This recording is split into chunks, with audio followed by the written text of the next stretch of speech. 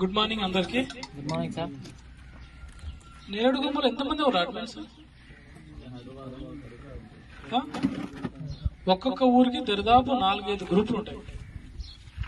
4-5 గ్రూపులు ఉన్నా, ఊరికి 4 గ్రూపులు ఉన్నా గానీ ఈజీగా ఇంకా చాలా మంది ఉండాలి. చాలా తక్కువ మంది వచ్చారు. ఓకే, ఎనివే నాకు కొంచెం లేట్ అయింది వేరే పని వల్ల. ఓకే, ఇప్పుడు ఆల్రెడీ మా ఎస్ఐ గారు కొంత చెప్పిండు. ఎలక్షన్ కోడ్ అమల్లో ఉంది. ఫస్ట్ పాయింట్, ఎలక్షన్ కోడ్ అమల్లో ఉంది. ఎలక్షన్ టైంలో ఏదైనా గానీ కేసులు అయితే మీ జీవితాంతం అంటాడుతుంది. అది ప్రతి ఎలక్షన్ లో మిమ్మల్ని అంటాడుతుంది. ప్రతి ఎలక్షన్ లో మిమ్మల్ని తీసుకొచ్చి బైండ్ ఓవర్ చేస్తారు. అది కాంప్రమైజ్ కూడా కావు కేసులు. కాబట్టి మీ యొక్క గ్రూప్ లో మీరంతా అడ్మిట్సేనా? అందరు అడ్మిట్సే కదా? మీ గ్రూప్ లో నేను కొన్ని చూసినాము. వ్యక్తిగతంగా, పార్టీ పరంగా వ్యక్తిగతంగా దూషణలు చేస్తున్నారు. ఆ విధంగా చేస్తే ఎవరైతే అడ్మిన్ ఉంటారో అతని మీద యాక్షన్ తీసుకోవడం జరుగుతుంది. వాళ్ళని బైండ్ చేయడం కూడా జరుగుతుంది. ఫస్ట్ వార్న్ చేస్తున్నారు. మీకు అందరికీ అవగాహన లేక మీరు ఏదో డిస్కషన్ చేసుకుంటున్నారు. ఆ పార్టీ అంటున్నారు, ఈ పార్టీ అంటున్నారు, వాడు ఇట్లా అంటున్నారు, వీడు ఇట్లా అంటున్నారు, ఇష్టం వచ్చినట్టుగా గ్రూపులలో మాట్లాడుతున్నారు. అర్థమైందా? ఈ ఎలక్షన్ కోడ్ అమల్లో ఉన్నది కాబట్టి ఇవన్నిటి బంద్ చేయాలి. ఇప్పటి నుండి మీ గ్రూప్ లో ఎవరైనా అన్నెసెసరీ కామెంట్ చేస్తే వాళ్ళని వార్న్ చేస్తారా, లేకపోతే మీ గ్రూప్ నుంచి రిమూవ్ చేస్తారా అనేది మీ ఇష్టం. మా నోటీస్ కి వచ్చి కంప్లైంట్ వస్తే ఖచ్చితంగా గ్రూప్ అడ్మిన్ మీద కేసు చేయడం జరుగుతుంది.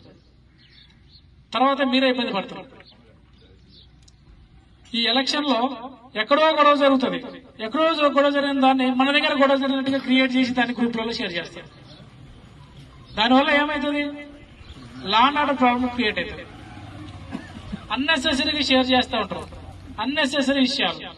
ఓకే, హైదరాబాద్ లో జరుగుండొచ్చు, లేకపోతే ఇంకొకడెక్కడ జరుగుండొచ్చు. దాన్ని మీ గ్రూప్ లో షేర్ చేస్తారు. దాన్ని చూసి వేరే వాళ్ళు వేరే గ్రూప్ లో షేర్ చేస్తారు. అలాంటి సిచ్యువేషన్ లో ఈ ఎలక్షన్స్ లో అనేది వెరీ ఇంపార్టెంట్. వేరే దగ్గర ఈవీఎం బాక్స్ ఇట్లా తీసుకుపోయే దాన్ని ఒక ఫోటో కొట్టి పెడతారు.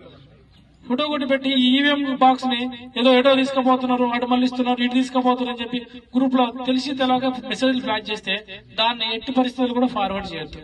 ఫార్వర్డ్ చేస్తే ఎవరైతే ఫార్వర్డ్ చేస్తారో ఆ గ్రూప్ అడ్మిన్ ఎవరైతే ఉంటారో వాళ్ళ మీద యాక్షన్ తీసుకోవడం జరుగుతుంది. ఒకవేళ ఆ రోజు కాకపోవచ్చు, తర్వాత కంప్లైంట్ వస్తుంది. కంప్లైంట్ వచ్చినప్పుడు ఆ గ్రూప్ ఎవరున్నారు, అడ్మిన్ ఎవరున్నారు, షేర్ చేసిన ఎవడు, వీళ్ళందరినీ తీసి కేసు చేయాల్సి వస్తుంది. కాబట్టి మీ గ్రూప్ లో ఉన్నటువంటి మీ సభ్యులకి మీరు ఒక మెసేజ్ ఫ్లాష్ చేయండి. ఈ రోజు మన నేరేడుగొమ్మ పోలీసు వాళ్ళు ఒక మీటింగ్ పెట్టారు. ఆ మీటింగ్ లో ఈ విధంగా అన్నెసెసరీ కామెంట్స్ చేయొద్దు, అన్నెసెసరీగా మెసేజ్లు పెట్టొద్దు, అన్నెసెసరీ ఫార్వర్డ్ చేయొద్దు. ఏ వ్యక్తిగతంగా ఏ పార్టీకి సంబంధించిన వాళ్ళని వ్యక్తిగత దూషణలు గాని పార్టీ పరమైన దూషణలు గాని చేయొద్దు అని చెప్పి మాకు క్లియర్ ఇన్స్ట్రక్షన్ ఇచ్చారు. కాబట్టి ఆ విధంగా మీరు ఫాలో అయ్యే విధంగానైతే మాత్రమే మీరు గ్రూప్ లో ఉండండి, లేకపోతే మీ గ్రూప్ నుంచి రిమూవ్ కండి అని చెప్పి క్లియర్ మెసేజ్లు పెడితే కొంతవరకు వాళ్ళకు కూడా అవగాహన వస్తుంది. కొంతమంది రాకపోవచ్చు. మీకు ఇంకా వేరే వాళ్ళు ఎవరైనా రాని వాళ్ళు ఉన్నా కానీ వాళ్ళు కూడా చెప్పండి.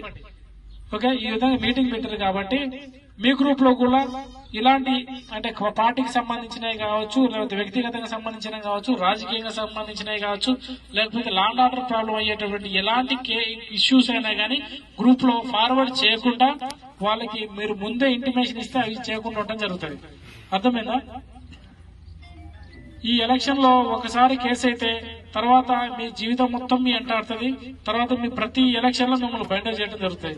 కాబట్టి ఒకసారి 2 సార్లు వార్న్ చేస్తున్నాం, ఇప్పుడు అవగాహన చేస్తున్నాం. తర్వాత మీకేమైనా వినకుండా అదే విధంగా పరిస్థితుల్లో మెసేజ్ పెడితే అవి మా దృష్టి కంపల్సరీ వస్తుంది. ప్రతి గ్రూప్ మీద నిఘా ఉంటుంది. మీరు ఎలాంటి మెసేజ్లు పెడుతున్నారు, ఈ ఎలక్షన్ కోడ్ లో ఎలాంటి మెసేజ్లు పెడుతున్నారు, ఎలాంటి మెసేజ్లు ఫార్వర్డ్ చేస్తున్నారు అనేది ప్రతి గ్రూప్ మీద నిఘా ఉంటుంది. అది డైరెక్ట్ గా అది ఐటీ కోరలు మానిటర్ చేస్తుంటారు. మీకు తెలవదు ఆ విషయం. అవి మాకు వస్తాయి. మళ్ళీ ఇంకో పలానా ఈ పెట్టిండు, పలానా ఈ పెట్టిండు, మాకు వస్తుంది. ఆయన మీద కేసు చేయాల్సి వస్తుంది. ఓకే, ఎలక్షన్స్ అప్పుడు కేసు చేసి అట్లా పెట్టినా కానీ తర్వాత ఎలక్షన్స్ అయిపోయిన తర్వాత పట్టుకొచ్చి రిమైండ్ చేస్తారు. కాబట్టి మీ ఊళ్ళో మీ గ్రూప్ లో ఉన్నటువంటి ప్రతి ఒక్కరికి అవగాహన ఏర్పాటు చేసి ఆ అందరికి కూడా అన్నెసెసరీ మెసేజ్లు పెట్టొద్దని వాళ్ళకి క్లియర్ గా చెప్పండి. చెప్పి వాళ్ళకి ఈ పార్టీకి సంబంధించిన ఇష్యూస్ గానీ చూస్తారు. ఏం చేస్తారు, మీ గ్రూప్ లో ఉన్న వాళ్ళు కూడా ఎలక్షన్స్ అయితే ఉంటుంది, అక్కడ ఫోటో కొట్టి పెడతాడు. గుంపు గ్యాదర్ అయితే ఫోటో కొట్టి పెడతాడు. జస్ట్ ఏం జరుగుతుందో తెలియదు. రేపు ఎలక్షన్స్ అప్పుడు గొడవ జరిగేది ఏం జరగదు.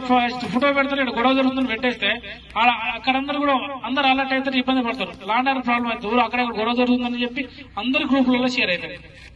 అక్కడ ఇష్యూ వేరుంటది, మీరు పంపించేటటువంటి మీరు వేరే చేసేటటువంటి ఇష్యూ వేరుంటది. కాబట్టి ఏ మెసేజ్ నైనా ఫార్వర్డ్ చేసేటప్పుడు ఆలోచించి ఫార్వర్డ్ చేయండి. అది వాస్తవమా కాదా, దీన్ని ఫార్వర్డ్ చేయడం వల్ల ఎవరికి నష్టం జరుగుతుంది, ఎవరికి ఉపయోగం ఉన్నదని ఆలోచించేయండి. ఏదో వాడెవడో పంపించండి కదా అని చెప్పి మీరు ఉత్తనే ఫార్వర్డ్ చేసేసిన ఒక గ్రూప్ లో తర్వాత మీరు ఇబ్బంది పడతారు.